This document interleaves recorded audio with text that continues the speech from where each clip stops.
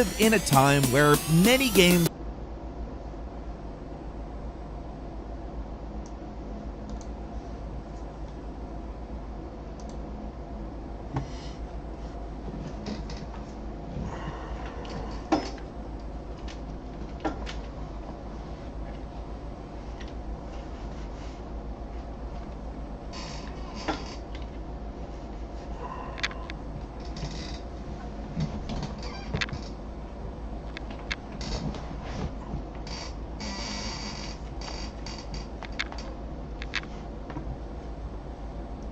follow a very similar formula. But there's also a lot of crazy crap out there too. That's what we want to talk about today. Hi folks, it's Falcon, and today on Game Ranks, 10 upcoming weird games you can't miss. Starting off with number 10, it's a game called Killer Bean. So, where do you start with this one? This is an upcoming game where you play as a bean, a killer bean.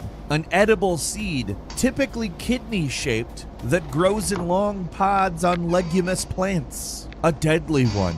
The gameplay trailer is completely absurd. You're flipping around, jumping out of cars, suplexing guys, fighting zombie beans. There's a jet at some point. What the hell is going on? The game's Steam page says it's a third-person roguelike shooter where everything changes each run, from your objective to the story to the locations, which, I'm not gonna lie, kind of sets off my BS alarm. But hey, anything is possible, right? Don't let your dreams be dreams. There is real potential for open world chaos here. Some of the acrobatics give a kind of Max Payne crossed with Just Cause vibe. But the fact you're doing all this as an anthropomorphic bean is what makes it truly bizarre. The Wikipedia says it's going to launch into early access on Steam February this year, but the Steam page just says coming soon. Hopefully it does come out sometime this year. I don't really even care if it's good or not. It looks nuts. Or beans, but nuts is the right word. And number 9 is Squirrel with a Gun.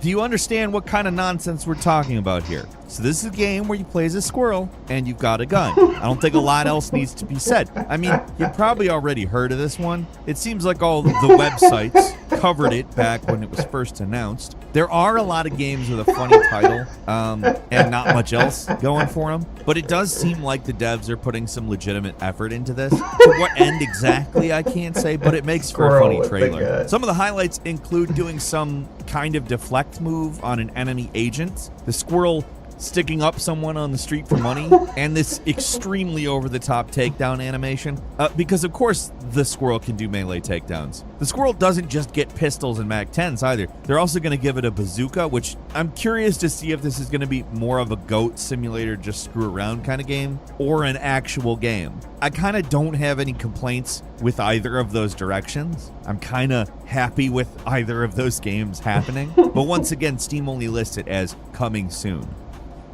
And number 8 is Malitziner. This is how developer Tall Boys explains this game on their Steam page. Just gonna quote it in full because, oh, it is something. Malitziner is a first-person, surreal, immersive runway simulator. The giant policeman keeps order in town. You haven't broken the law, have you? Of course, someone must have been telling lies, but this morning, you were arrested. I like how the giant policeman is like an afterthought. Oh yeah, there's this giant man watching you at all times. Move past it, move past it. It's a first-person surreal immersive runway simulator. The giant policeman is no big deal. Stop asking about the giant policeman. It's part of it. It's just part of it, okay? I do feel like the gameplay footage speaks for itself, though. This is a game where you're a guy trying to escape this village, but entire time, you're being watched by a gigantic policeman. If you do anything wrong, he'll reach down and grab you. While you're exploring, this guy talks to you. You're given various options how to reply. They seem to be an important part of managing your escape. But what makes it, more weird, especially weird, I guess, is the giant policeman's demeanor. Now, you'd think he'd be a hard ass or a bully or something, but he actually comes off as kind of more needy, maybe even a little codependent. It's honestly pretty interesting. I like the idea of having to formulate an escape while being watched at all times. No firm release date, but I'll be keeping an eye on it either way. From their YouTube channel, it looks like they're making a pretty fair amount of progress on this one pretty quick. And number 7 is Baby Steps. Unlike most of the other games in this list, the game actually has some recognizable names attached to it. It's by the creators of Ape Out and Getting Over It with Bennett Foddy, and it's being published by Devolver Digital. It has a pretty simple, ingenious premise. It's getting over it, but instead of trying to climb vertically, you're just trying to move forward. The game gives you direct control over this man-child's legs. Honestly, this is a cool-looking thing to me. The point is, you have to navigate this guy one step at a time through the world without constantly falling over. A literal walking simulator. It's Death Stranding if your guy couldn't even walk forward without assistance, and it looks pretty funny. Hilariously frustrating, even. Maybe not quite as hard as trying to climb a mountain with a sledgehammer, but yeah. The trailer cycles through a number of challenges, from navigating a slight incline to walking through mud to trying to cross a cliff face. It looks excruciating to play, but in the best possible way. And number 6 is Palworld. In what can only be described as the design of a madman, Palworld is an open-world survival crafting game with Pokemon-like features and military hardware. Yes, this is the Pokemon with guns game, and it's somehow even more insane than I thought. It's very ambitious. I mean, it's a survival crafting game and a Pokemon clone. There's base building, farming factories, where you can put the pals to work, building structures, farming, or slap these things on an assembly line. It has a bit of a mean streak. You can eat your captured pals, literally work them to death, or, give them a machine gun and have them fight to the death. There are apparently roaming poachers to fight and even dungeons to explore, but it's monsters with guns. That's what I want. That's what I'm here for. There are ones with rocket launchers, cannons, miniguns. It's bizarre. And unlike every other game on this list so far, it actually does have a release date. Depending on when this video goes up, it's either very soon or it's already out. It's hitting early access January 19th with included co-op multiplayer. Apparently, PvP servers will come eventually too. It's one of those games that seems like some kind of a joke, like no way it'll actually come out, but seems like it's coming out pretty soon somehow.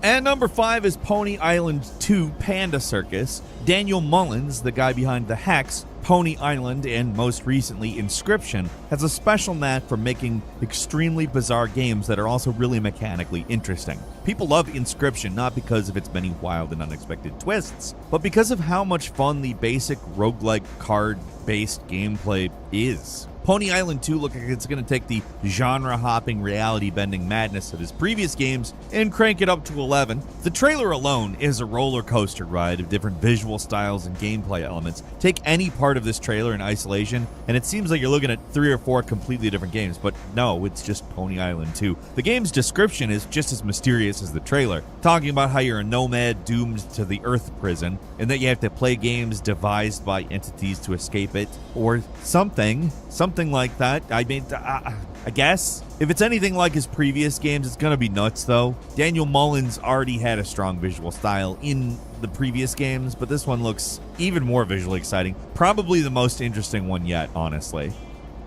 And number 4 is Sorry We're Closed. This whacked-out survival horror throwback looks like what you get at Combined Silent Hill on the PlayStation with JoJo's Bizarre Adventure with a dash of Killer 7 on the side. In a way, it almost makes it the most traditional game on this list, in that it's a single-player narrative-based adventure where you do standard survival horror things. There's first-person combat, which mixes things up, but the things that really make this one wild are the presentation and art design. It actually looks really fun. The demo also makes me pretty optimistic for it. I would definitely recommend giving it a go. No release date for this one, but again, there's a demo. Play the demo.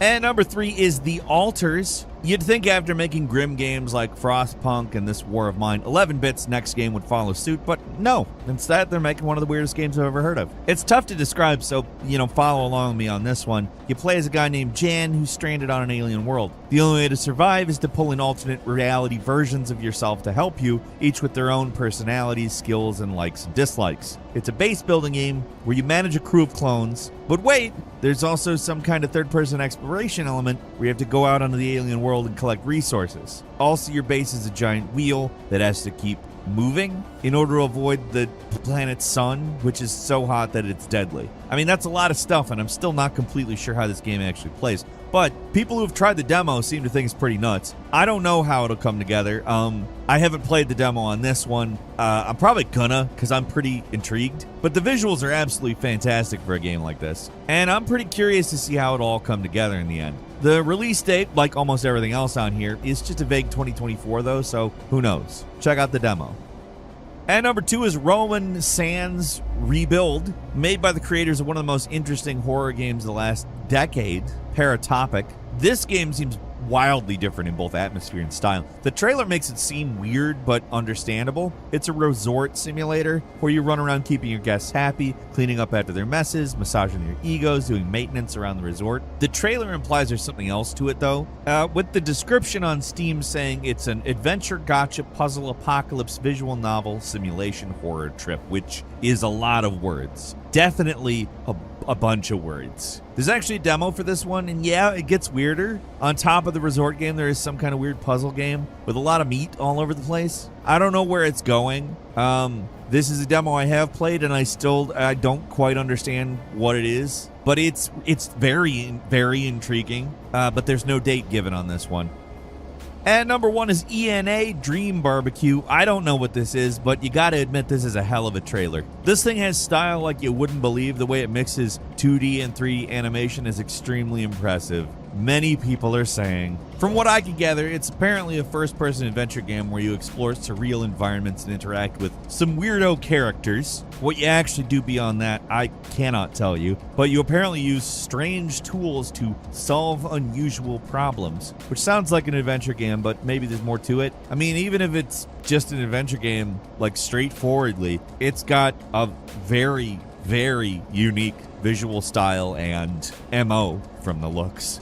There does appear to be at least one moment where you have a gun, so there's that. Also, this dancing wizard, what's going on with this guy? He looks like he belongs in those CDI Zelda games or something. Got a couple of bonus games for you too. Elation for the Wonderbox 6000, which that's a very silly title, but the title is actually a little more straightforward than it sounds. You play as a freakish little clay man who just wants to play the video game Elation for the Wonderbox 6000. The entire game is you trying to get to the game. It's a strange premise with a bizarre art style. It has me pretty interested, honestly. It's pretty grungy and disgusting looking. I want to see more messed up stuff, right? Next is Ultros. This one's riding mostly on the visuals. Neon kaleidoscope of chaos is the aesthetic. It was created by El Huervo, the artist who worked on the Hotline Miami games. The gameplay looks a little more traditional, Metroidvania with some roguelike stuff. There's some unique twists on the formula, like the ability to plant seeds that grow and provide stepping stones to reach new areas, but only after multiple runs. Still, this one's on the strength of the art, which is as abrasive as it is disturbing, but also very high quality. And finally is Pacific Drive. A lot of people have gotten their hands on it, but this bizarre roguelike driving simulator hybrid is actually not coming out till February 22nd of this year. It's full of mysteries. It's got an unusual focus on mechanically accurate driving, and it looks kind of unlike any other game. Well, maybe something like American Truck Simulator combined with Control, but that's also a kind of weird thing to describe at all. This one's highly anticipated, and for good reasons. It looks horrifying and bizarre in all the right ways. And that's all for today. Leave us a comment, let us know what you think. If you like this video, click like. If you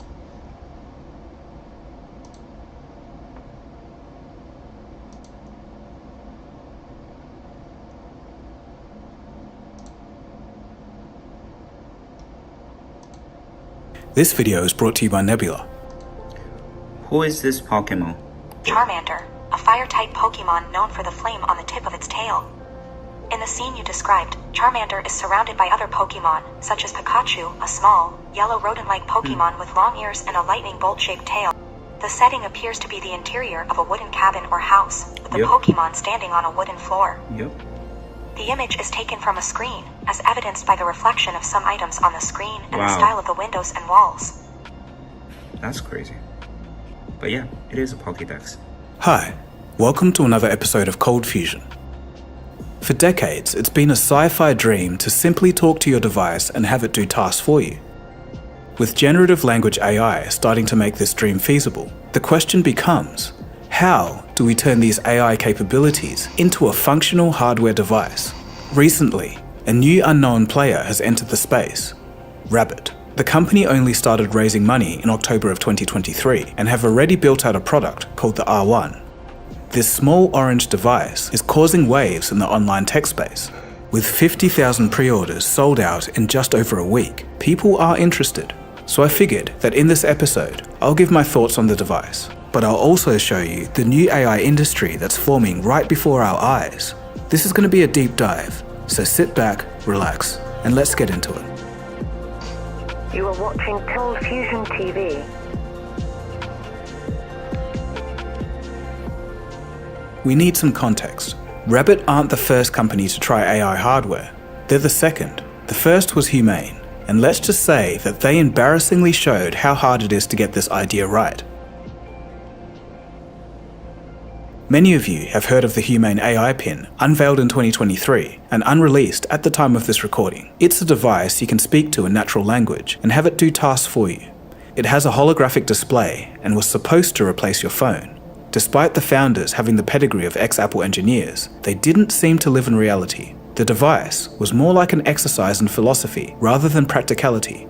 Take a look at the CNBC interview, where they failed to convince anyone. Can you see What's that? that? What's that telling you? So this is the display when you need it.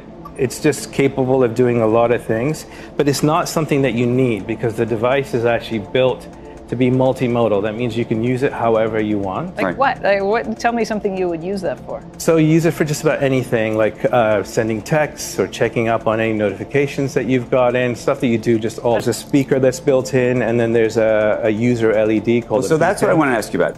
Imran, the co-founder, says that the device can do virtually anything a smartphone can, but without a screen, I doubt that's possible. Something as simple as discreetly reading emails or texts can't be done. Sometimes I'll be at a meeting, right? And I'm sneaking under the desk to look at my email because and I can't say, hey Siri, tell me my email. Totally. Because I don't want the whole room to hear my email. So how does that work in this context? So the device is powered by an AI-powered OS. I think the biggest thing here is that it's AI-powered, and so it's doing a lot of that heavy lifting for you. So you just actually engage with it when it's really important. But seriously, if I'm in a meeting and I'm talking to somebody, but I gotta go like this when I'm in the meeting, and anybody who can see my hand can see what I'm reading too. I don't know how that's different than what the screen's doing. And then there's the price. What's the price point? It's $699 for this model, and it's $799 for the one that she's got, and that's the complete system. Comes with everything plus. Obviously, this hasn't gone too well, as Humane has already laid off 4% of their staff before even launching. Their CTO has been kicked out too. But while all of this is going on, there's a new kid in town. Rabbit, with their new device called the R1. Firstly, what is it? That was delicious. Check the fridge and order the ingredients to make that again tomorrow. Create a route that works with my goals. Then, start the best playlist to keep me motivated. Watch what I'm doing here. Process all my new photos today just like this.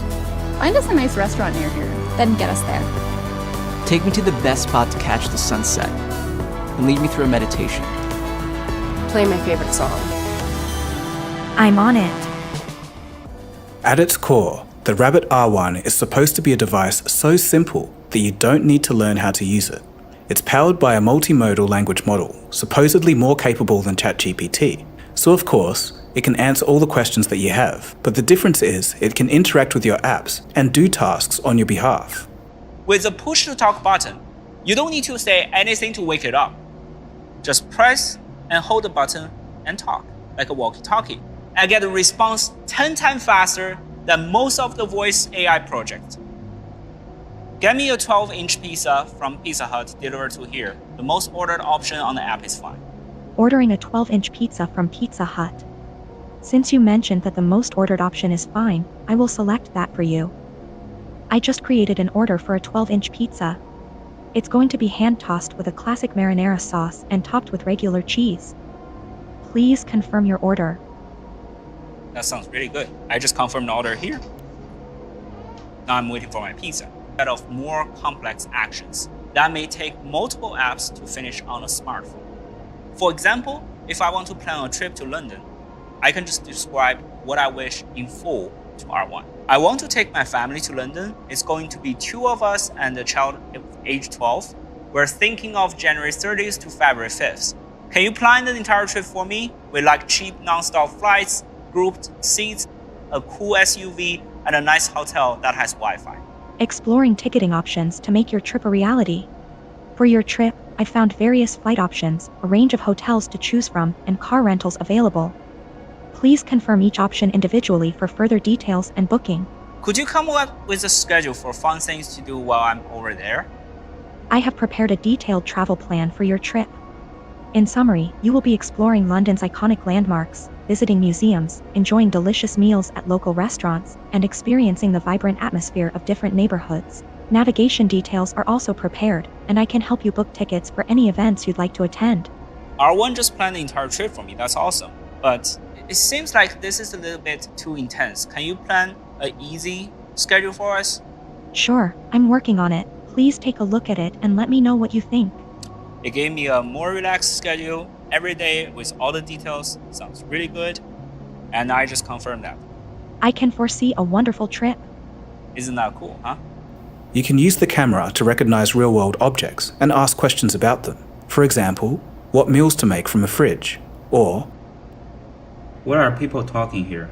Let me take a look. In the image, there is a conversation taking place in a chat application. The participants are discussing Rabbit OS and its capabilities, specifically mentioning a music sequencer.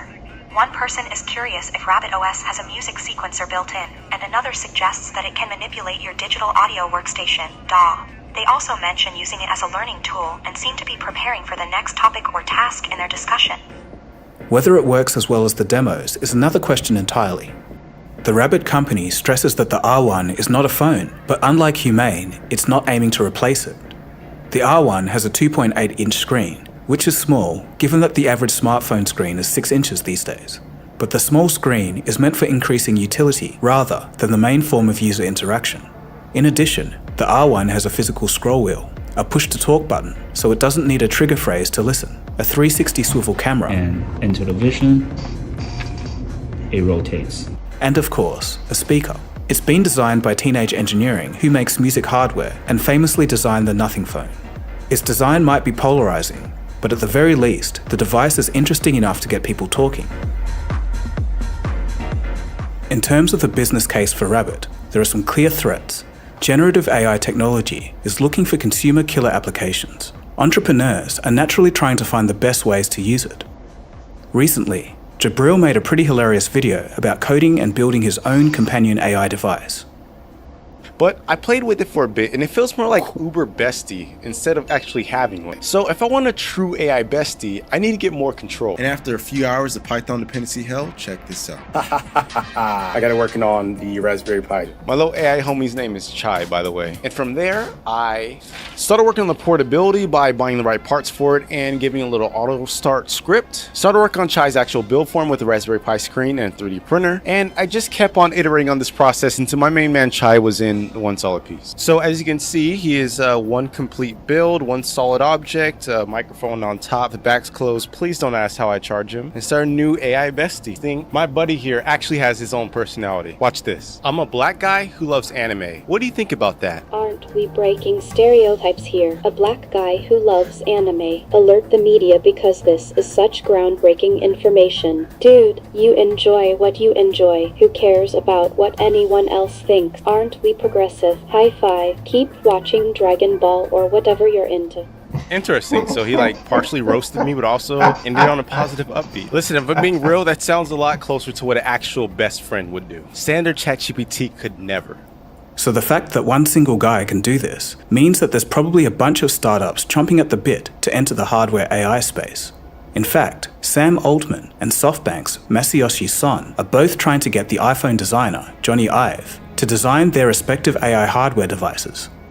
Microsoft is looking at the development of the R1 with great interest. Satya Nadella hints that Microsoft could jump into the AI hardware space. You see, I thought the demo of the Rabbit OS and the device was fantastic. I think I must say, after Jobs' sort of launch of iPhone, probably one of the most impressive presentations I've seen of capturing the vision of what is possible going forward for what is an agent-centric operating system and interface, and I think that's what everybody's seeking. If you have a breakthrough in natural interface, where this idea that you have to go one app at a time and all of the cognitive load is with you as a human, does seem like there can be a real breakthrough. We had the first generation, whether it was Cortana or Alexa or Siri or what have you, it was just not, it was too brittle, where we didn't have these transformers, these large language models, whereas now we have, I think, the tech to go and come up with a new app model. And once you have a new interface and a new app model, I think new hardware is also possible. And is that an opportunity for Microsoft, or are you moving away from hardware? I mean, look, for always, it's an opportunity for us. And so, yeah, I mean, we make hardware. But even for the whole category of AI hardware devices as a whole, it's a risky segment to be in. There's a quiet AI revolution going on in smartphones. Snapdragon's new chip, the Snapdragon 8 Gen 3, is out now and is already giving smartphones new on-device AI capabilities. Samsung's S24 is one of the first devices to fully take advantage. Mr. Who's the Boss shows us some examples. So the first is instant slow-mo. Literally go into your phone's gallery, hold down on any video in it, and bam, it halves the playback speed while keeping it smooth using real-time frame interpolation. For example, if you download a PDF on your phone, one tap will summarize it. If you're browsing a website on the internet, you now have a button that can read the entire page for you and churn out a very good summary in like 2 seconds. If you have an AI feature that can be pulled off completely on your device, it's likely to be faster because it doesn't need to connect to the internet, more reliable because you can use it literally anywhere on the planet, regardless of whether you're connected or not, and also safer, since none of your data is actually having to leave your phone at all. And so, in time, Google Assistant or Siri could simply be updated with similar capabilities to the R1. With neural hardware chips on device, they'll be more powerful, faster, and convenient. Another idea is that these standalone AI devices could just be integrated into a watch. That way, you don't have to carry around a separate device. So, the unfortunate truth could be that this new segment might be over as soon as it started, unless there's a killer application. I could be completely wrong though. Keen tech enthusiasts and tinkerers might find ways to make the R1 useful beyond anything I can imagine right now. So how does it work? Well, the device works by using what Rabbit are calling a LAM, or a large action model, instead of the traditional large language model. The main difference is that it can be used for actually doing tasks, instead of just understanding linguistic context and replying to a question. If you remember those AI agents built on top of ChatGPT last year, it's kind of like those. For those interested, the R1 LAM model is based off something called neuro-symbolic programming. This method combines newer neural networks with older symbolic AI, which represents objects as symbols and processes the information that way. Neuro-symbolic programming has worked in narrow fields like robotic automation and CAD software. I'll bring in Jabril's to explain a bit more. Modern neural networks train a model on lots of data and predict answers using best guesses and probabilities. But symbolic AI, or good old-fashioned AI, as it's sometimes called, is hugely different. Symbolic AI requires no training, no mass amounts of data, and no guesswork.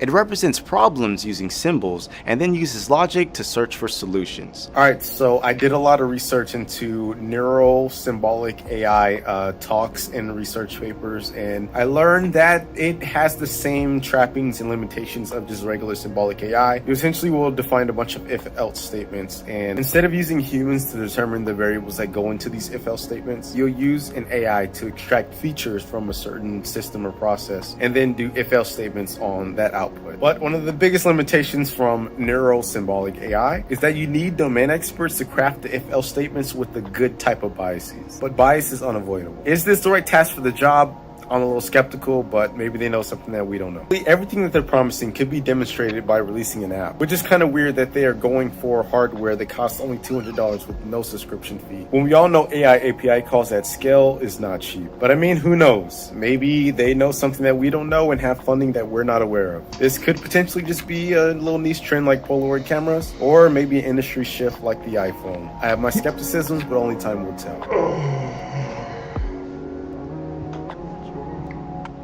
Want to get a ride to the office? There's an app for that. Want to buy groceries? There's another app for that. Each time you want to do something, you fumble through multiple pages and folders to find the app you want to use. And there are always endless buttons that you need to click. If we can make an AI trigger actions on any kind of interface, just like a human would, it would solve the problem. So how does the rabbit manage to execute the apps that you have without you doing anything?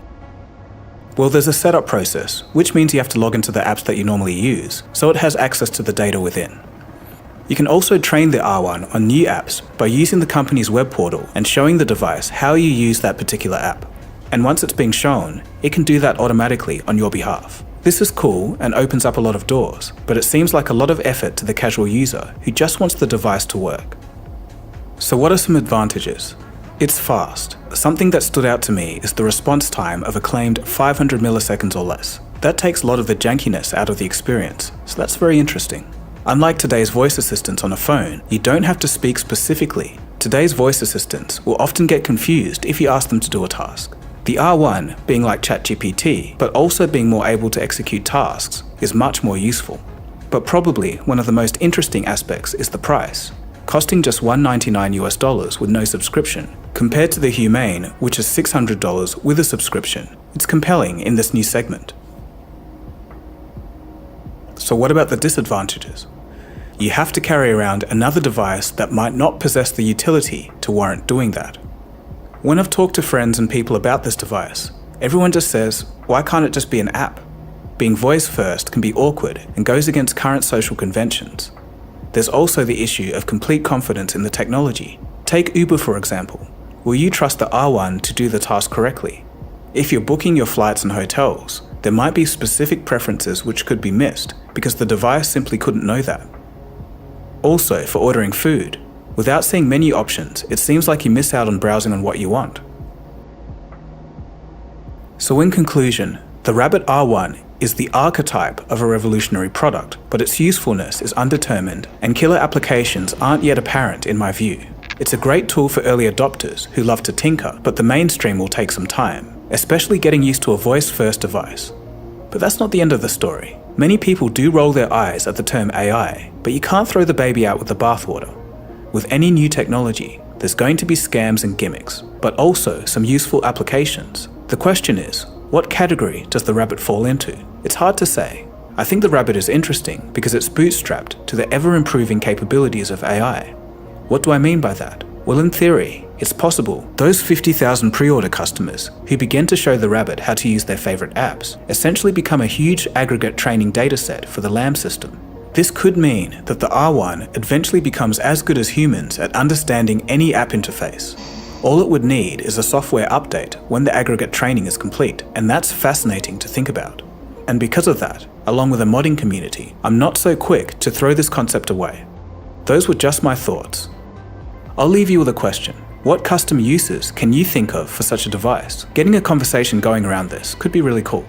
In the end, whether capable AI assistants come from smartphones or a standalone device, Steve Wozniak was right after all. Eventually, all those apps and all, I just want to get to worry about not even having to find an app. You still have to find the apps, but I want the apps to be able to become a part of the voice system. I want every program to start coming out and being a part of Siri. Every app on the iPhone, and the same thing would apply to other platforms. I just want to give a quick shout out to Nebula. If you're tired of YouTube ads and want to see all your favorite educational creators like Real Engineering, Half as Interesting, and Wendover Productions in one spot, Nebula is the place for you. It's a streaming platform built by creators for creators. You can see my videos ad-free, and there's exclusive content by some of the best in the business. There's also no algorithms for us to worry about, so we can experiment. For example, Polymatter has done an exclusive video solely on China's one-child policy, and it was very interesting. It's part of his larger series called China, Actually. If you sign up using the link below, you get to support me directly and get Nebula for 40% off an annual plan. That's a little over $2.50 a month. It's the best deal in streaming. I'm looking to expand Cold Fusion this year, and Nebula's expertise and deep understanding of the challenges of content creation will help with that. Signing up to the link also helps me achieve that goal, so thank you. If you're interested in anything science, technology, or business, feel free to subscribe to Cold Fusion. It's free. So thanks for watching, My name is Nogo-Nogoodgamer, and you've been watching Cold Fusion, and I'll catch you again soon for the next episode. Cheers, guys. Have a good one.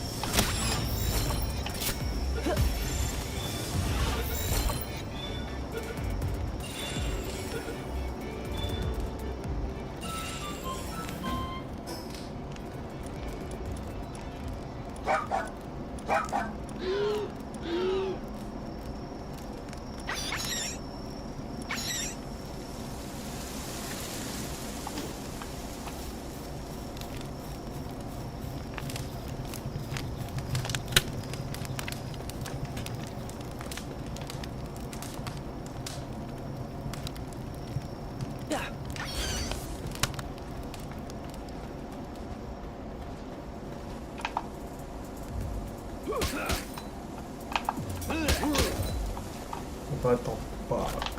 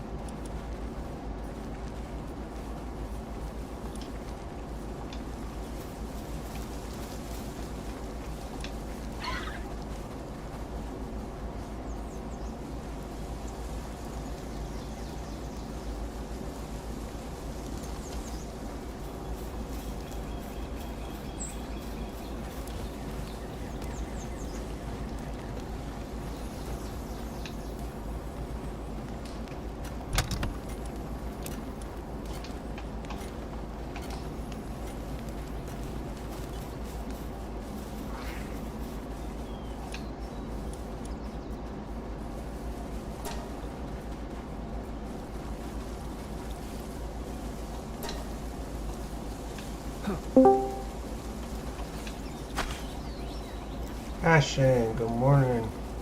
Morning. Someone's up early. Yeah, I've been up for a while. Did you get my message? What did it say? Read it. Click them. Oh, you're gonna make me click stuff this morning. So what server are you playing on, yours?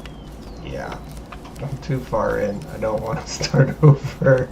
I don't care to play with other people. They're cool people. Everyone sticks to themselves, but it's just nice to have other people on the server to help you when you need it. If I'm gonna stick to myself, I'll just play my own game.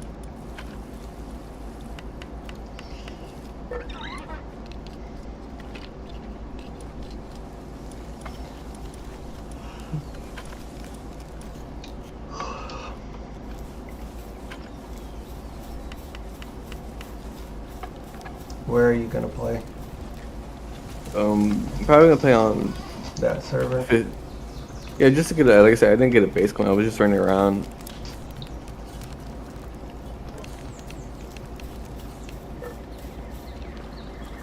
But I'll play on yours later.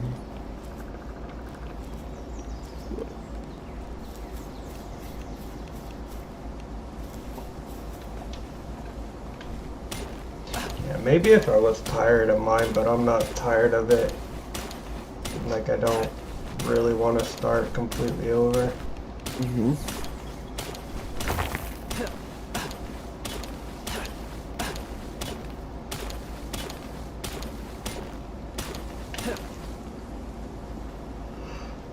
Oh, I'm tired. I should have made coffee.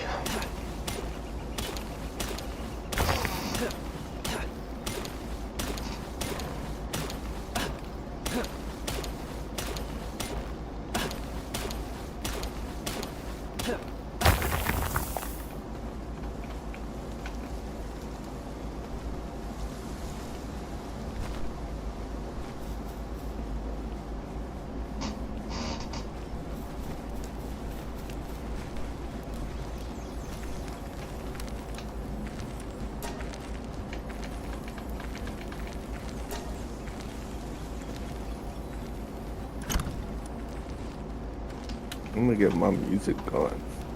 Oh, music? I'm gonna be vibing today. Play for a little bit before I take the puppy out for a walk at the park. Play with him for a little bit. Nice.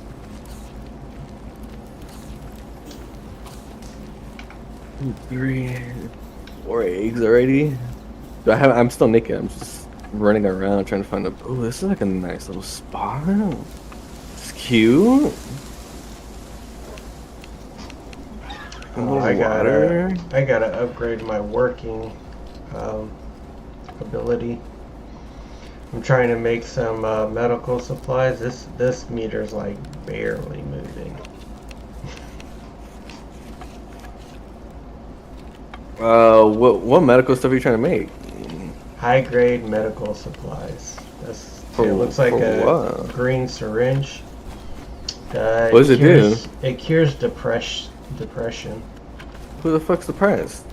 Oh, our pals get hurt during work, huh? Oh, they get hurt, they get depressed, they get I thought it was just like some cute little, I thought it was like a cute little thing. Oh, he's having a tantrum, so he's going to bed, or he's feeling sad. I thought it was like a little personality thing. I didn't know like you actually have to cure him.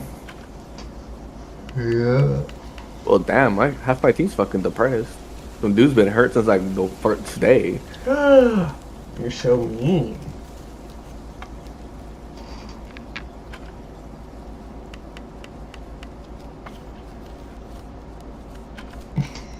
I'm holding this button to craft one of these medical supplies. I need 2 of them.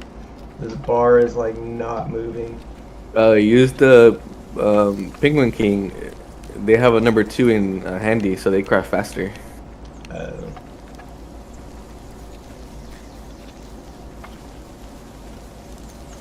Yeah, I should. Where is my Penguin King? There he is. See if I can pick him up and throw him. Man, they've run off right before I push the button to pick up an egg. What is he doing? Come here.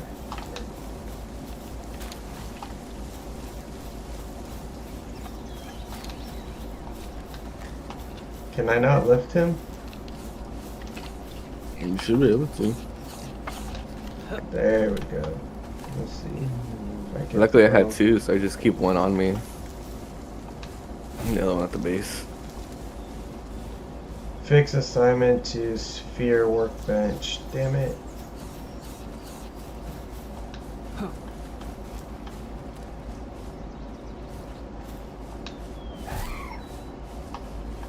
Nah. He won't listen to me. He won't listen to me. I tried. Beat his ass. Beat his ass.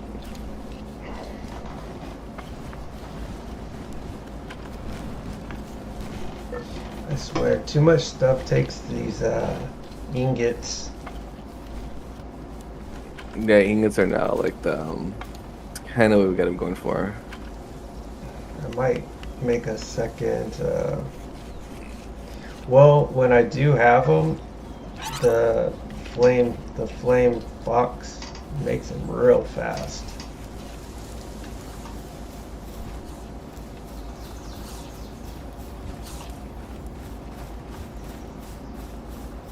And also a lot of people do, like once they upgrade their base to where you can have two, they'll go find a whole bunch of those and make like a little like mining base, and they're all like their mining pets there.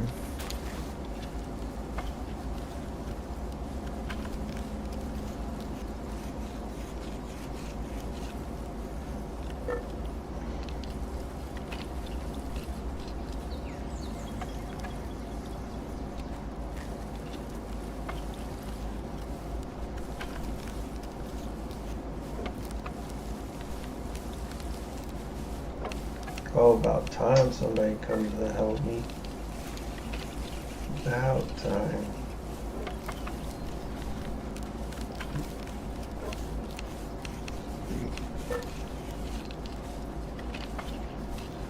Found a bunch of Nogo's llamas. You got a bunch of llamas? Found a bunch of llamas. I switched to a wolf. Been riding around on a wolf now.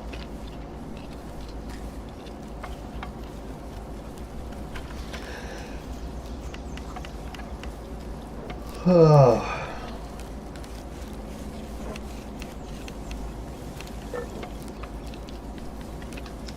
Well, while this guy's gonna keep making that, I'm going to cure this guy. So what do you got planned for today? I got work later.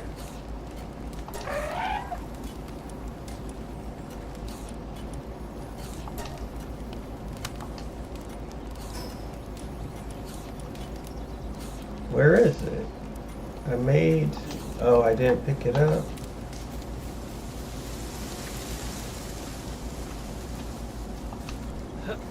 Shit. I got all these guys running by.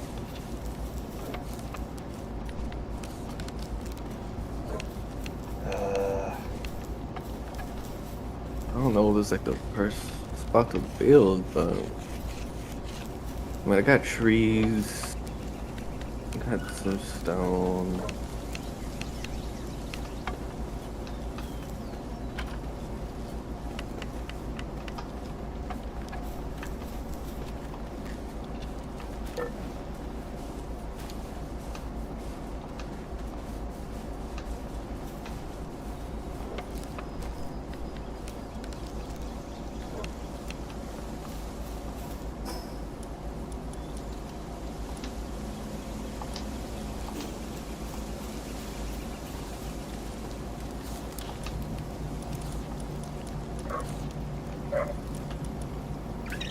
Yeah, I think one of those right here.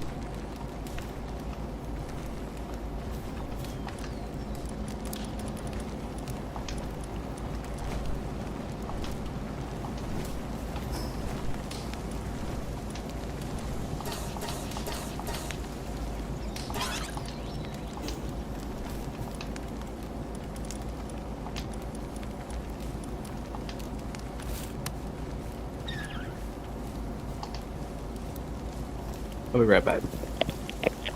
Alright, man.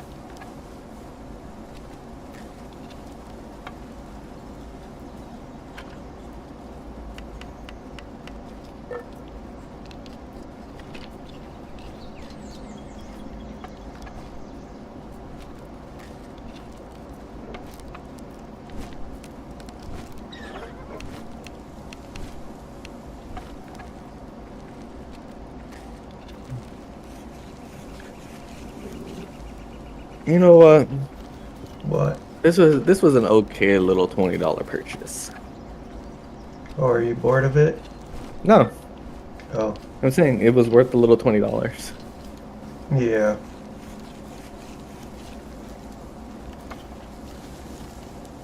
Definitely feel like I'm getting my money's worth.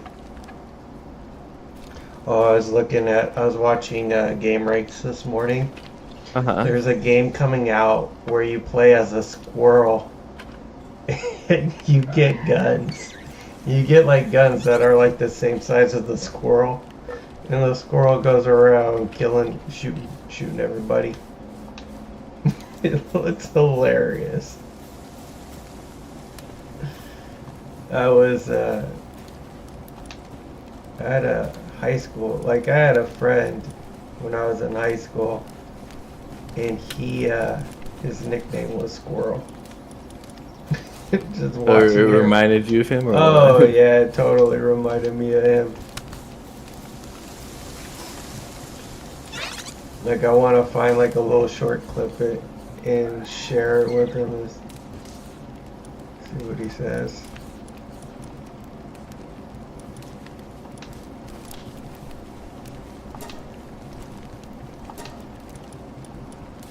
Alright, they are no longer depressed.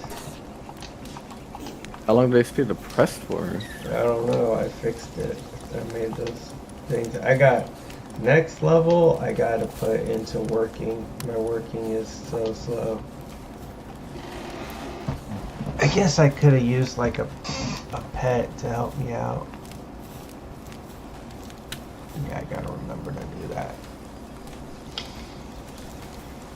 What am I doing now?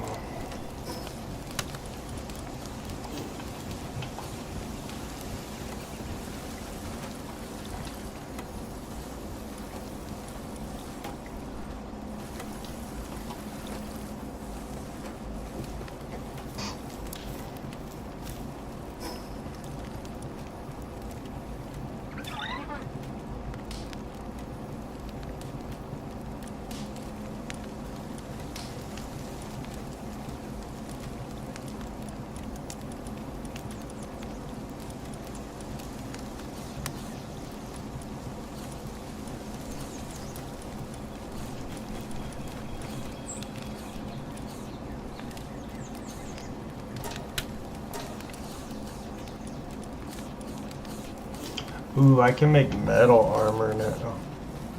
Ooh, does it look cool? I don't know, I haven't made it yet. Oh. Too busy making ingots and stuff. Alright, they made my arrows. Nice. Let's see. Metal arrows. I still haven't found where I get that. Let's see. Metal armor. Oh, I can make it. Oh, it's 30 ingots. Oh, no. And the helmet's 20 ingots. Oh, there's a helmet? Yeah, that's what it says. Yeah, metal helm. A helm made of metal, a reliable piece of armor that protects your head and all the thoughts within.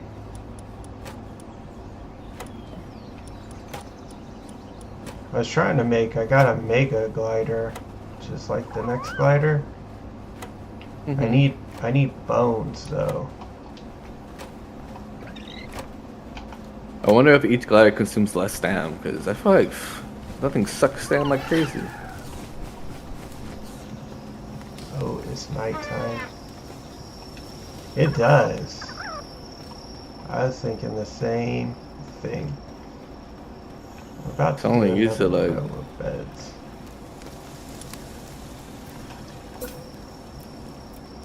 Fiber? Really? I need fiber? This game. For a second I thought you were in my game. I was like, alright, it's time to go to bed.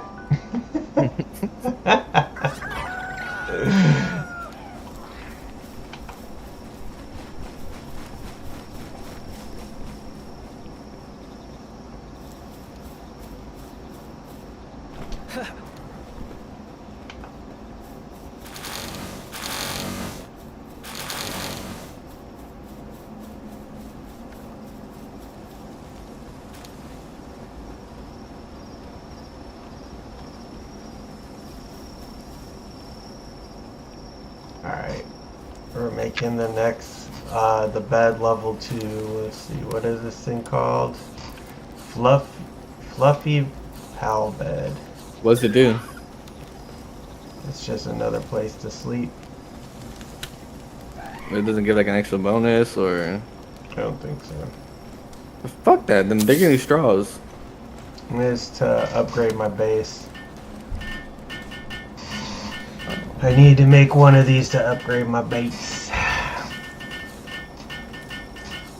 It looks soft. It's like a pillow, like an actual bed, rather than just a box of straw.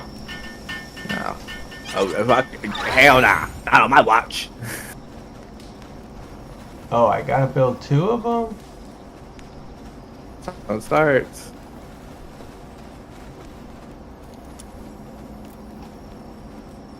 Now I'm out of cloth.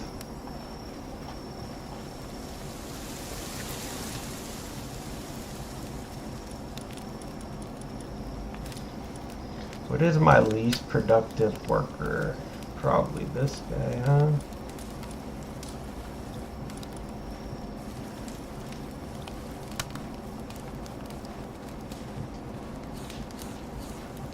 I should have made a big old fat guy.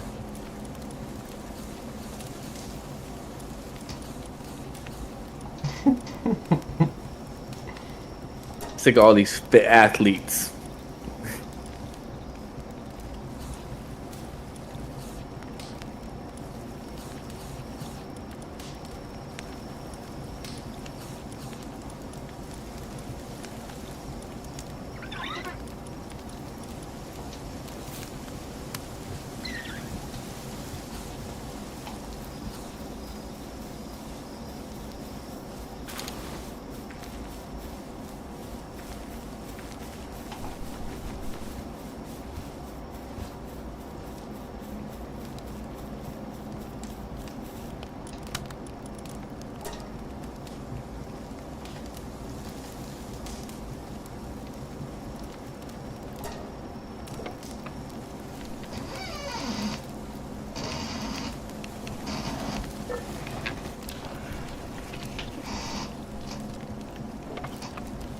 Oh, one of the workers I almost got rid of. He's helping me. He's helping me here. Now I feel bad.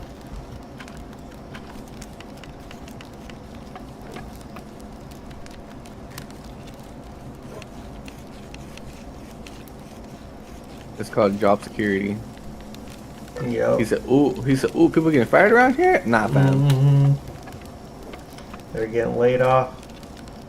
They're getting laid off. People getting laid off around here. Yeah. Alright, so what do I gotta... What do I still need to make this thing? Fiber, more fiber. Fiber, more fiber.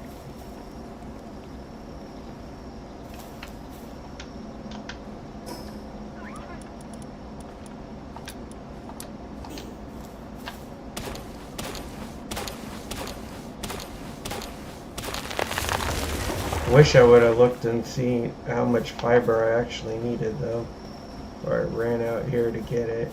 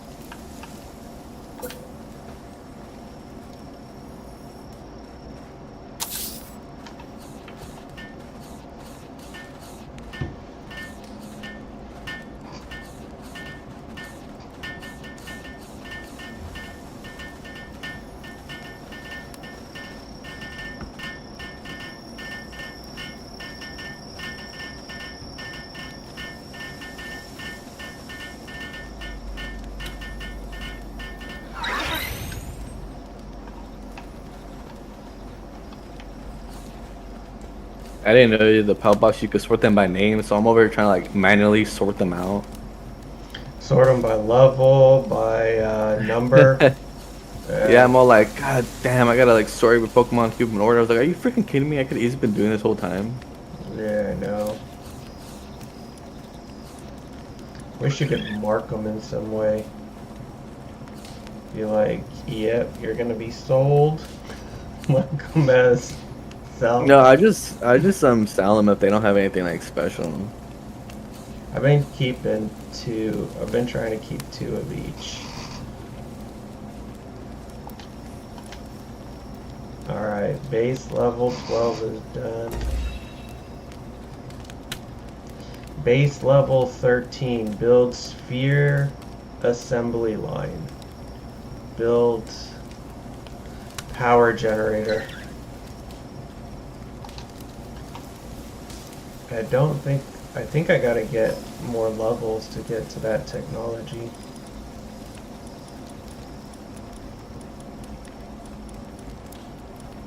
See, where's sphere assembly line? Ooh, next level's a handgun. Thank goodness, I want a handgun so bad. Man, what level are you? 20, I just hit 24. Sphere assembly line, so I can't get there till level 27. And then where's the sphere box? What did it say I needed? A sphere assembly, oh, a generator. Where's the generator? I hate looking for the power generator, level 26. So I get the generator at 26, I get the assembly line at 27. You're probably gonna need an electric Pokemon. I got one. He said, "Don't worry about me." Yeah, that's even more job security. He was the one I was gonna replace for a second. He said, "Welcome to job security." Let's see, my bags look good, my arrows look good. I need to repair my pickaxe.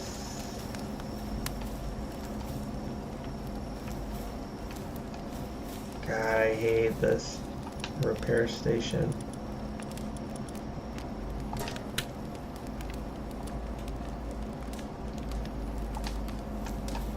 Okay. Everything looks good.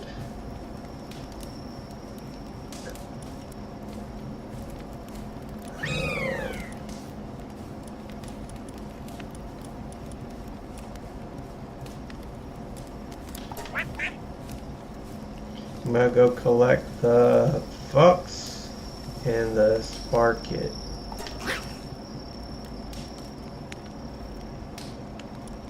I think I finished. Yeah, I finished the monkeys, the tansies. Yeah, I finished. But I need a lot of the ducks and the things. Alright, let's travel. I believe Nogo abandoned his base right here in the middle of the freaking woods. Do what I want. Do what I want. Okay, so those guys I was finding over here.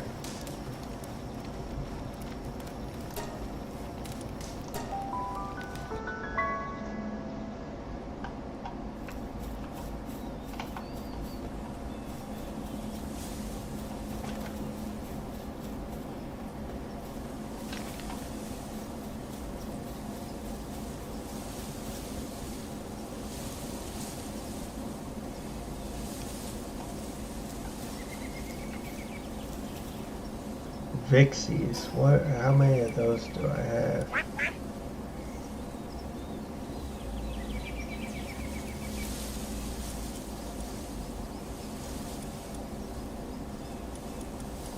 Vixie is number 14. I don't have any. How do I not have any? I must have just been killing them.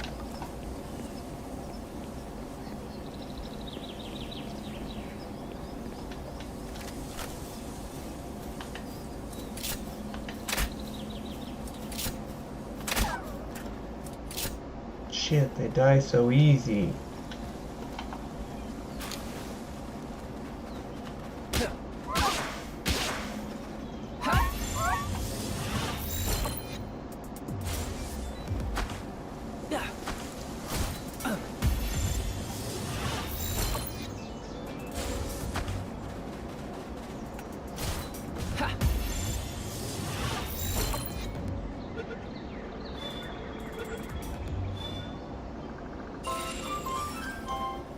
Nice, I got my first Vixie.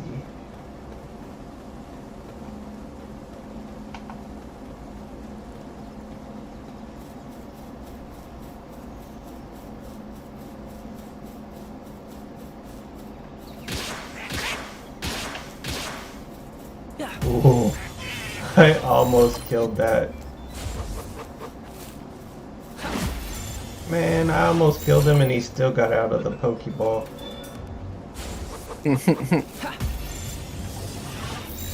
These blue Pokeballs are about done. Yeah, I also think of just upgrading, but I haven't been able to make the other one yet.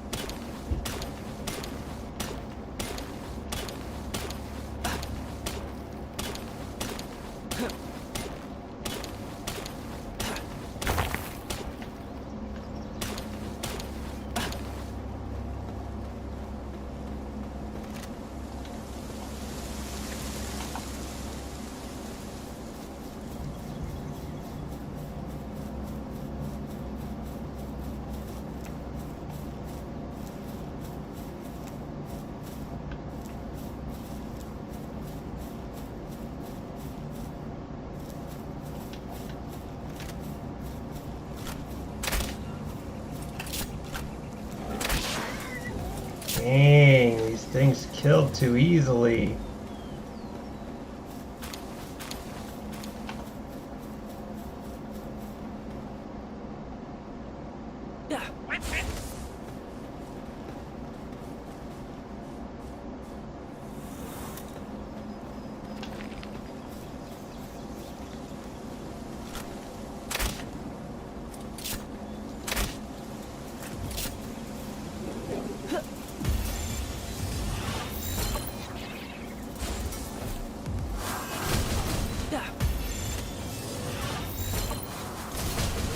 Ooh.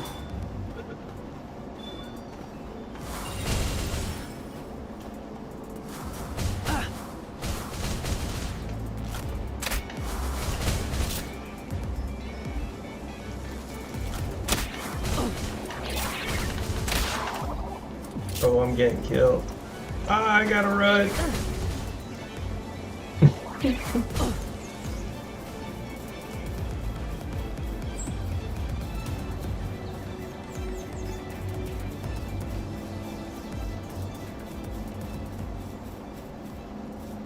I was over there just dying. I was for a second. Went running for my life.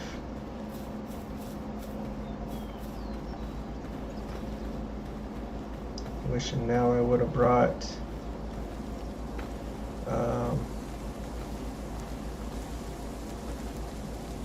Cremis. What number is Cremis?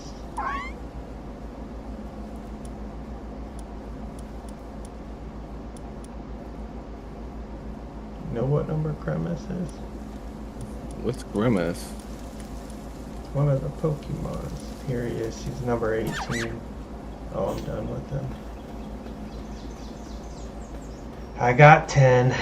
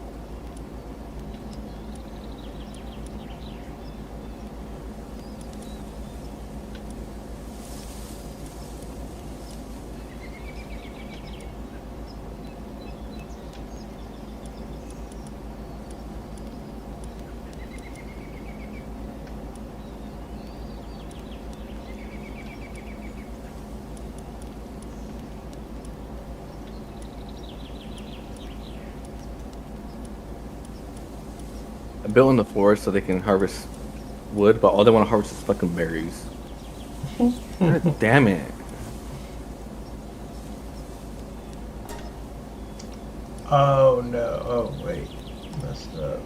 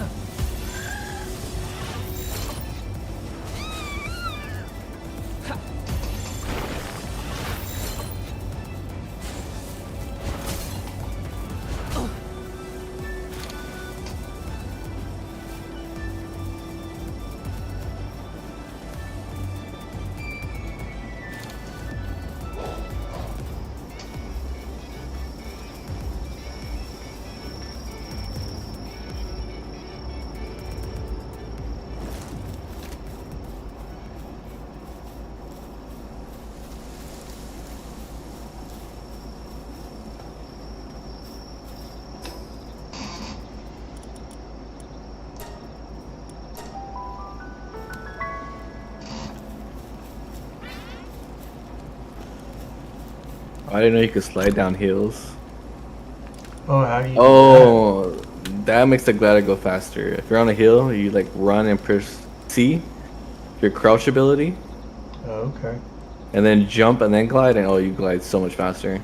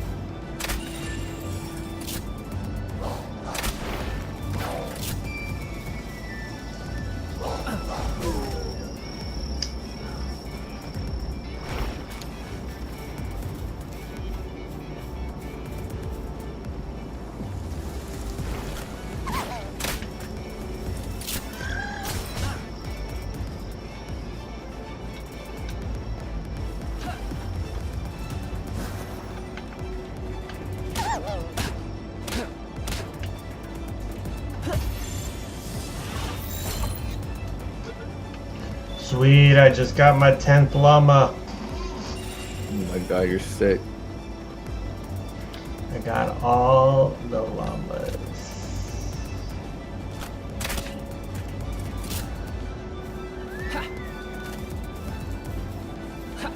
Wasted my Pokeball.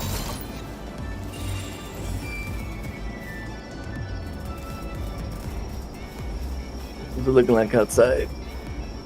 Is it raining outside? I hope not. I'm gonna take the dog out.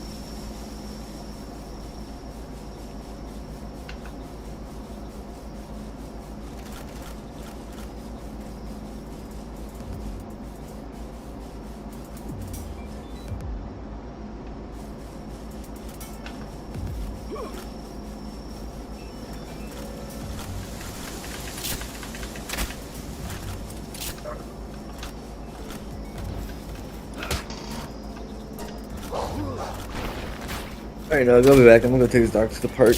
Alright.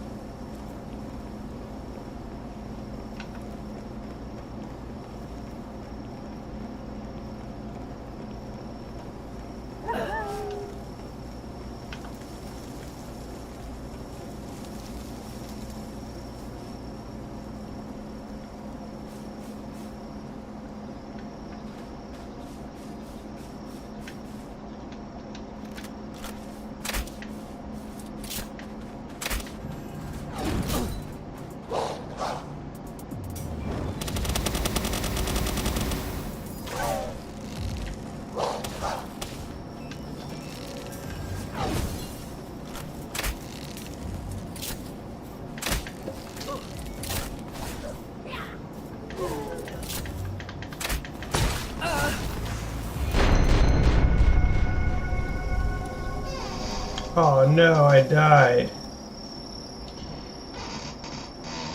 Oh no.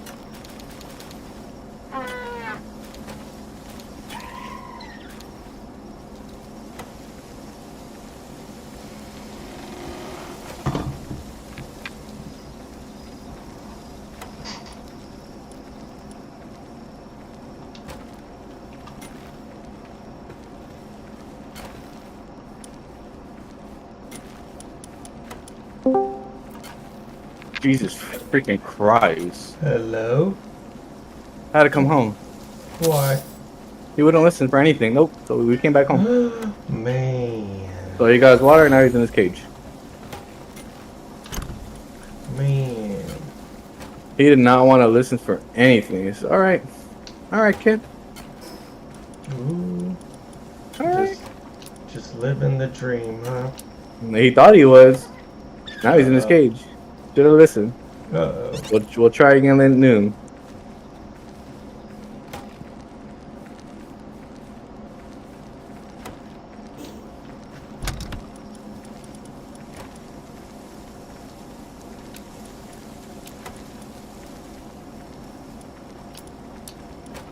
I made the poison crossbow. I heard it's easier to catch pals that way. They're poison. At least that's what it says.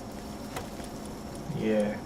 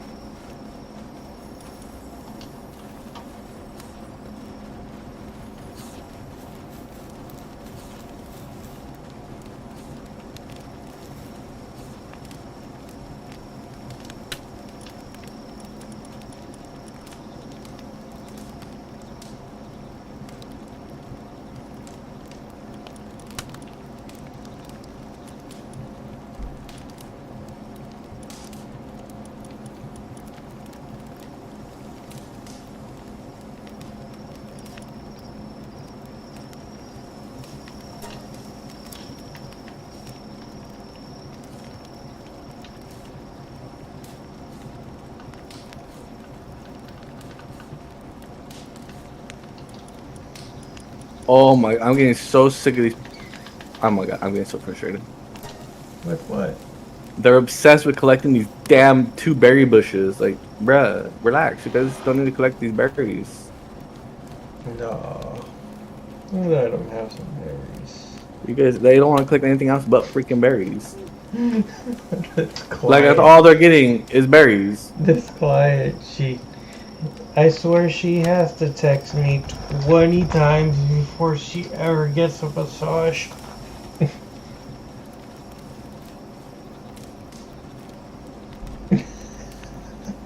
She wants a massage today. Are you gonna do it? Nope. Damn. The pals will be there when you get back. No, I have a 6 o'clock and she wants one at 4:30.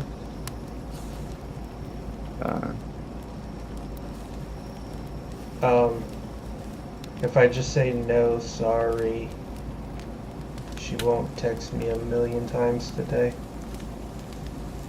What happens if we destroy your pal box? Will your base disappear? Maybe. Shit, only one way to find out, fam. I'm not giving you my passcode. You ain't getting into my. Oh my! Of course, now I'm being raided. That's what you get. And I have no arrows. Oh my god! No mames way! No mames way! No mames way! Oh my god! I had to look up.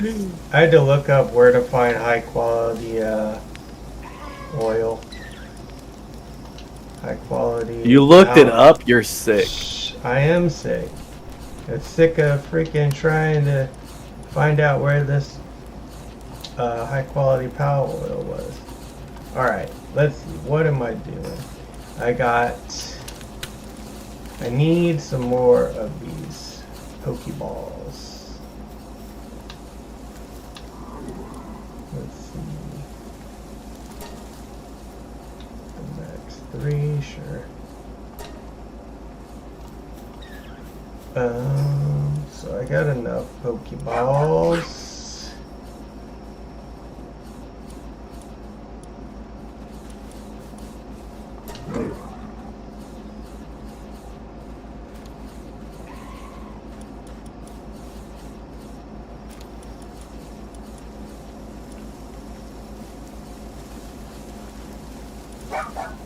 I'm gonna do it. Do what? I broke it. What'd you break? Oh, your own or somebody else's? My own. You can't break someone else's. There's no PvP in this game yet, so. I'm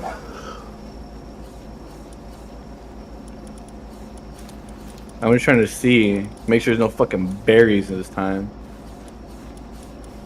I want this handgun. Nope, there's a berry too close.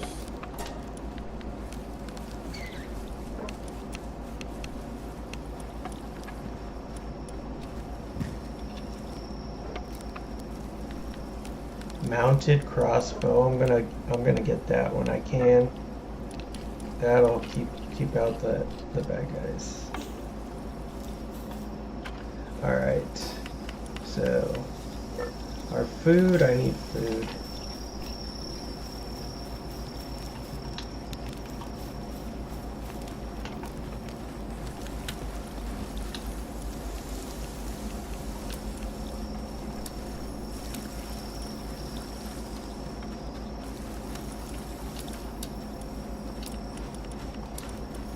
Alright.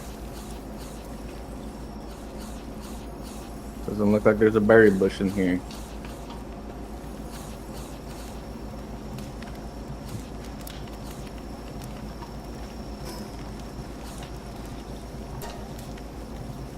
Okay, food's good, inventory's good. Party I can collect 4 creatures.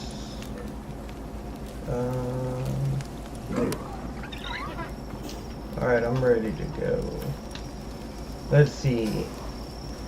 We're looking for high quality Palworld.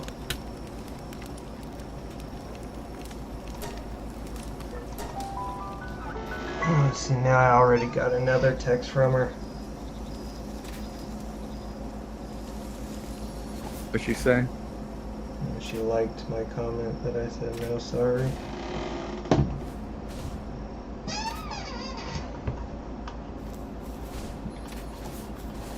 One text her, he's lying. Better not. You better not. He's lying. Check his stream, he lying. Oh man. No. No, I'm not lying. I gotta go later. There's these things called whooping creatures.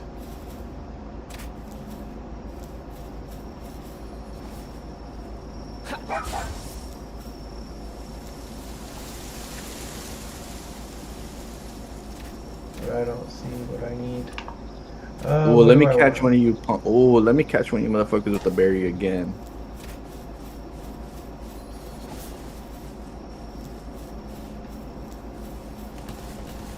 Oh, you're doing your job. You're cutting trees. Ooh. Oh, that's not that cute.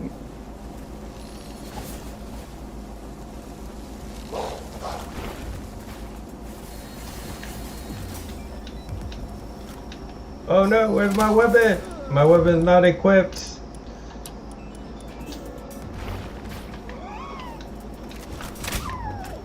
Got him. I swear, this guy attacked before I even attacked.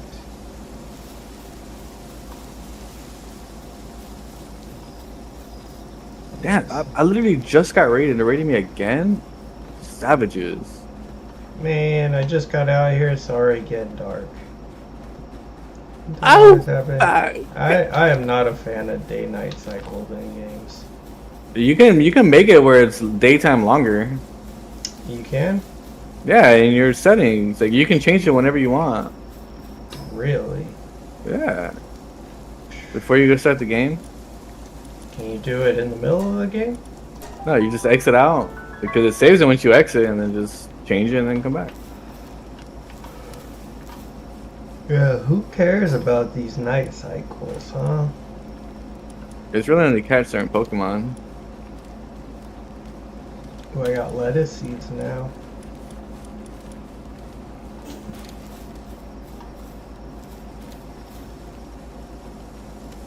There we go. Now they working. They're not obsessed with damn berries anymore.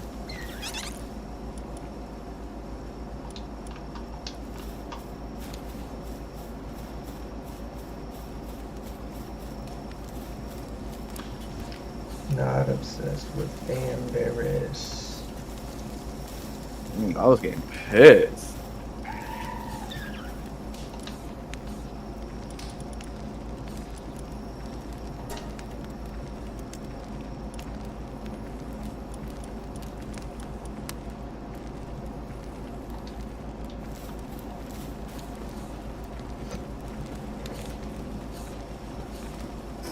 Can you change that setting in the game? Options?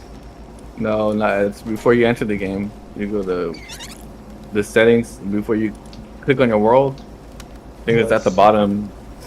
Let's see what you're talking about. So let's go to return to title.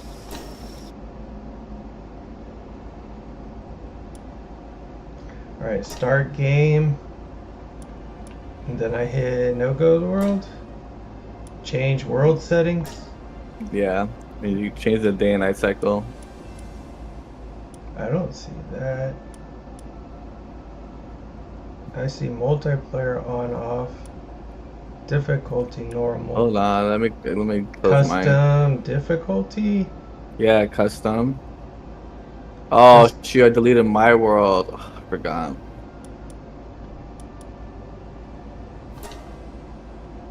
Custom difficulty, okay. So this is daytime speed, nighttime speed. So what, maybe just turn nighttime speed way up, right? So it goes by fast? Yeah, I'm sure. Or I don't know how the setting works. Which is it, up or down?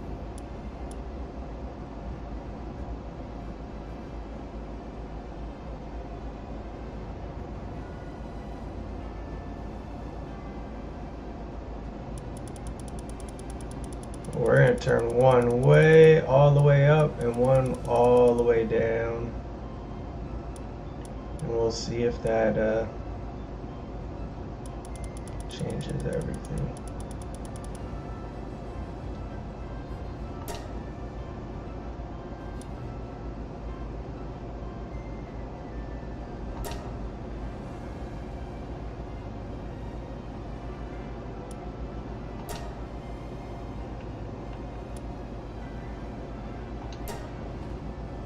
If the nights go by super fast, then I know I did it the opposite way.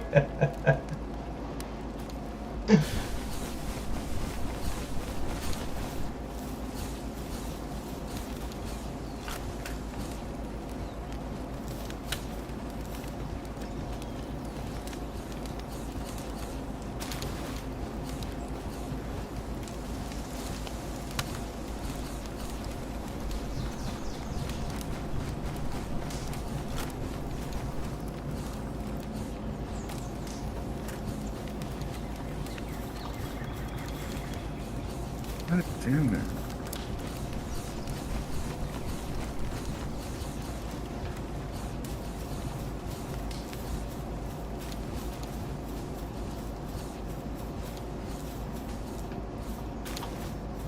Oh my god, forest.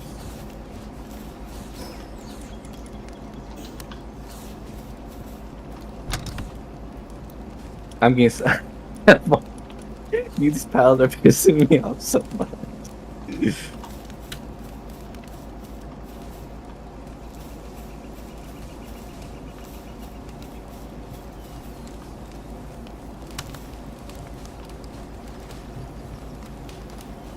Now I came back to my game and it's like dusk, but now dusk is lasting forever.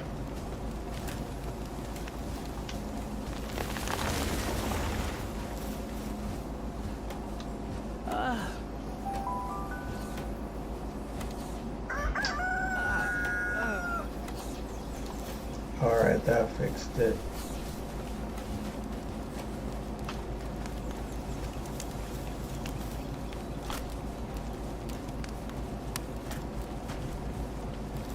Sweet.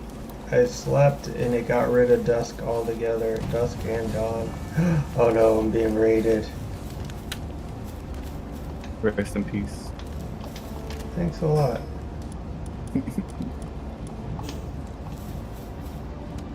May you rest in pieces.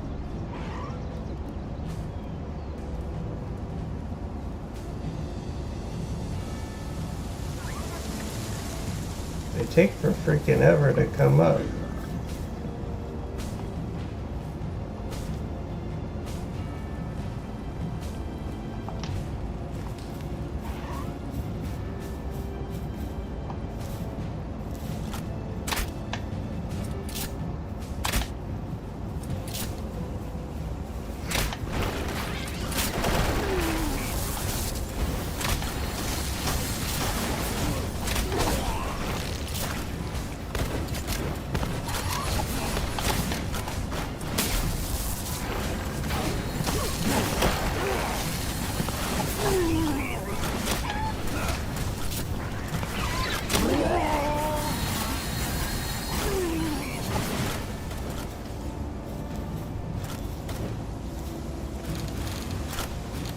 We whooped them. Whooped them bad.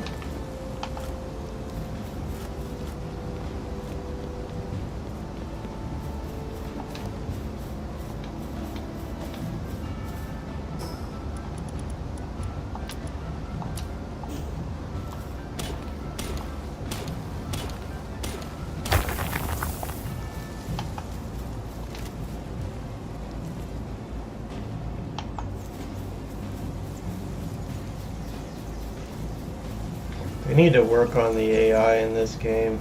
It's pretty shitty at times.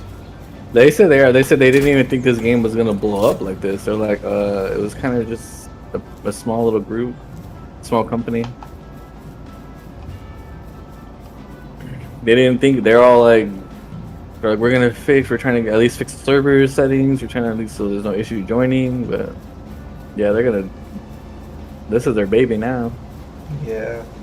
Like the glitchy stuff that I hate about Ark, it's kind of like it's in this game too. Yeah.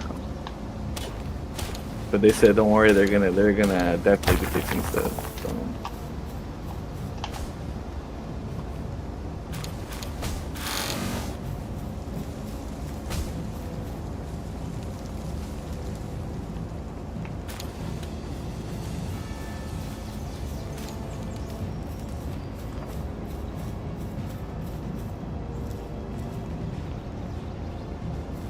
There's a mob like stuck in the wall.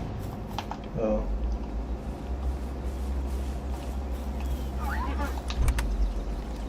I wish there was like a lantern you could just put on your freaking belt or something. There is. There is? Yeah, you gotta get to it. Are you serious? Yeah. Would I lie to you? You definitely would. What? Man, just straight call me a liar.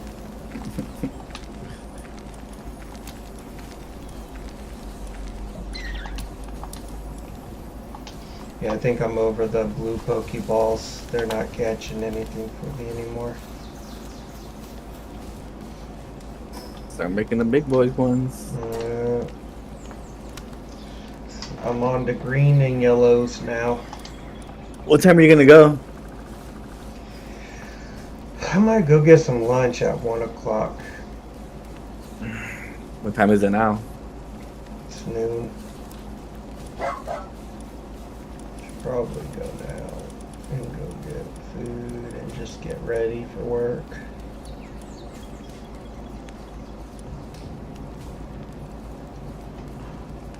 I get the power generator next level.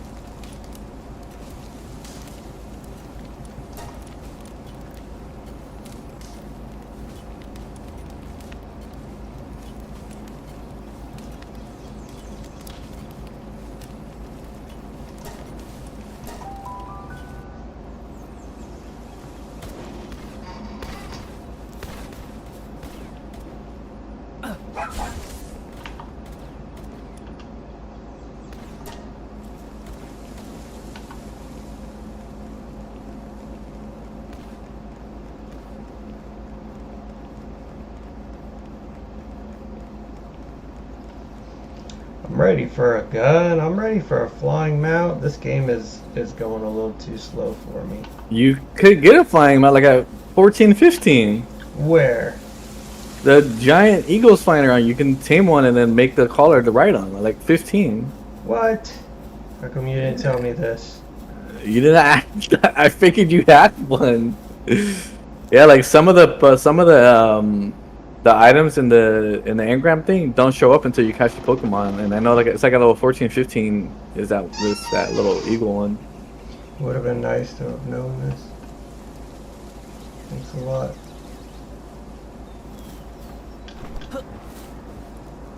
Instead, I'm on this old ass flyer that runs out of stamina before I even make it across the water.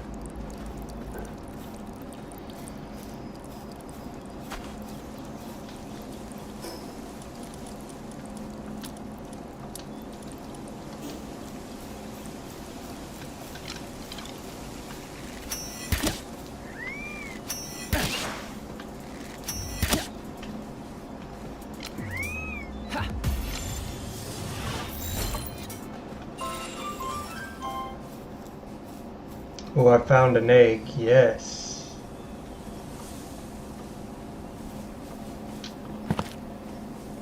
Gotta figure out how to get to it though.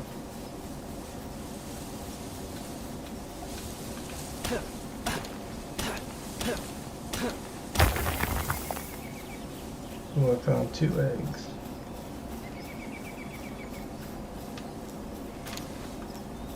An electric egg? What?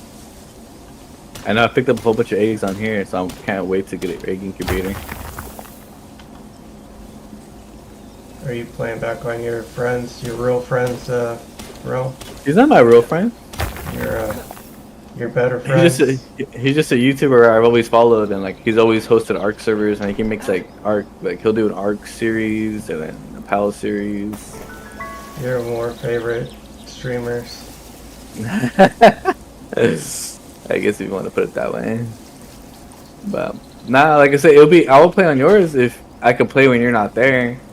Yeah. Then I feel like I can only play when you're on. Yeah. And I don't want you to be like, oh, Ashley wants to play, so you have to play this game.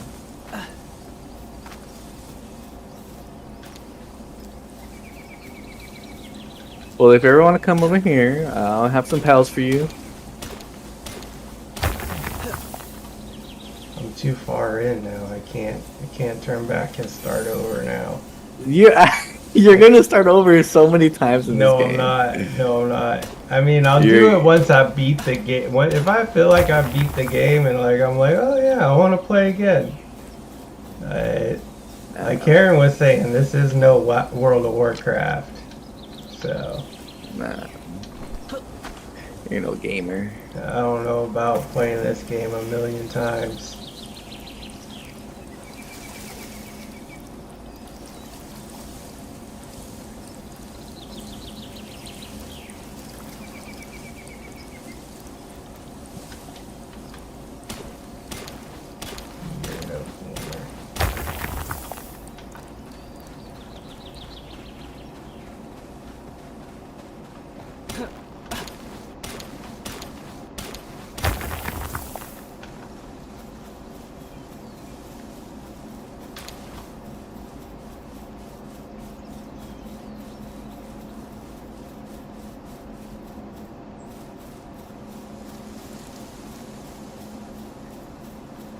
Do I still need green monkeys? What number is monkey? Monkey is number 8. Nope, I don't need monkeys.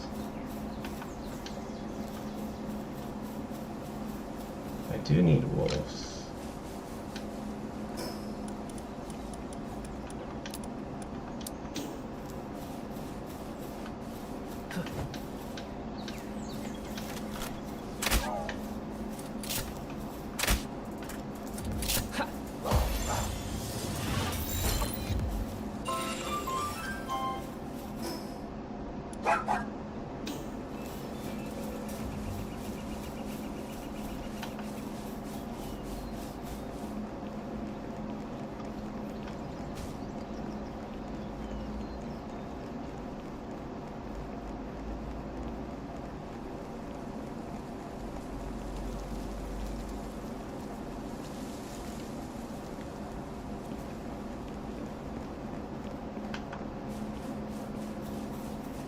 What level am I? 25? I fought this like level 21 character. Mm-hmm. Whoop me.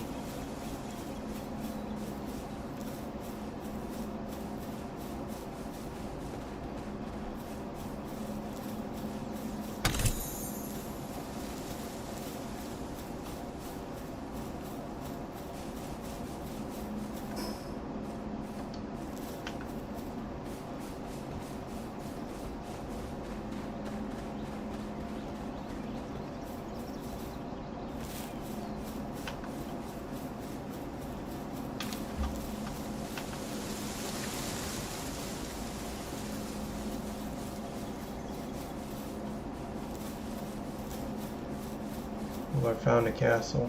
I found another checkpoint.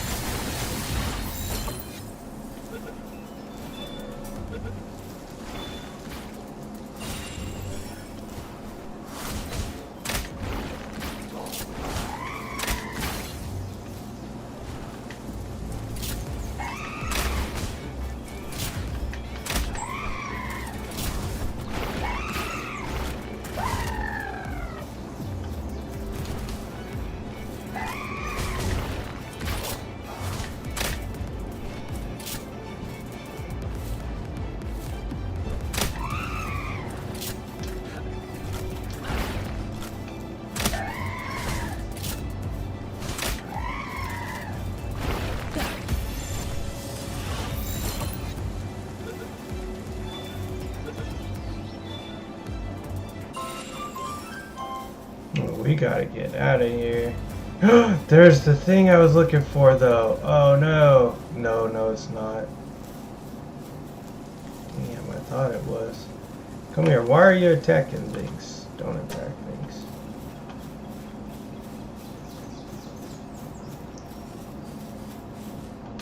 Handgun ammo? I just found some handgun ammo.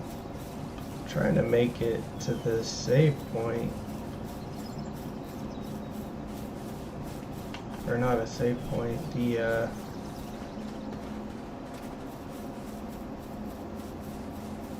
ooh, yeah. The teleportation one? Yeah. A fast travel point. I got to it.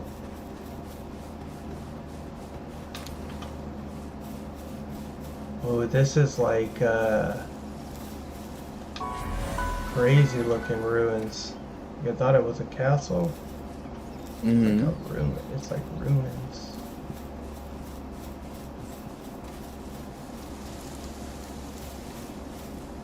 Man, I looked up where to find this handgun ammo. It is not here.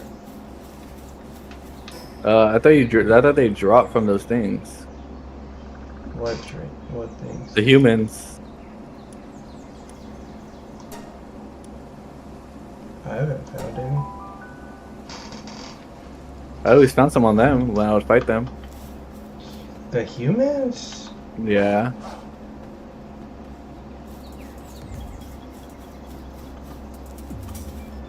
Is my dog attacking? He is attacking.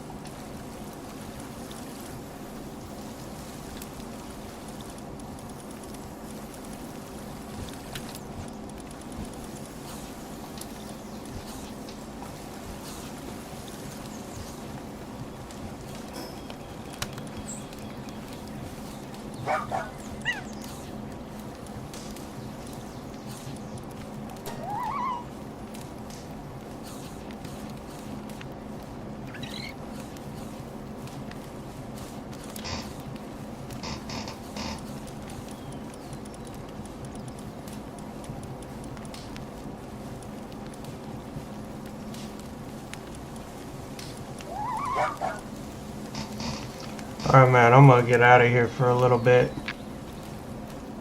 Alright, bro. I'll be here. Alright.